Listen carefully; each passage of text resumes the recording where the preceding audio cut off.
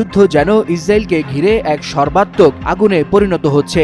এতেই ভয় আর আতঙ্কে দিশেহারা অবস্থা তেল আবিবের। নেতানিয়াহু বাহিনীর বিরুদ্ধে ইরান ছাড়াও হামলা চালানো হয়েছে ইয়েমেন ও ফিলিস্তিনের গাজা থেকে।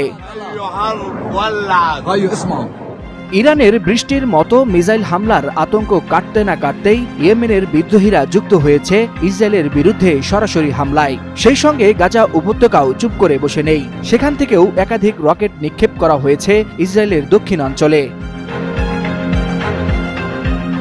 ইসরায়েলের প্রতিরক্ষা বাহিনী জানায়, ইয়েমেন থেকে ছোড়া একটি ব্যালিস্টিক মিসাইল তাদের আকাশ সীমায় ঢুকতেই জেরুজালেম ও পশ্চিম তীর জুড়ে বেজে ওঠে বিপদ সংকেত। মুহূর্তেই আতঙ্ক ছড়িয়ে পড়ে দেশ জুড়ে। তবে মিসাইলটি তাদের আকাশ সীমায় ঢুকতেই সেটি ভূপাতিত করার চেষ্টা করা হয়েছে। অন্যদিকে গাজা উপত্যকা থেকেও একযোগে বেশ কয়েকটি রকেট ছোড়া হয় ইসরায়েলের আশকেলন, সেদ্রত ও বেহেরশেবা অঞ্চলে।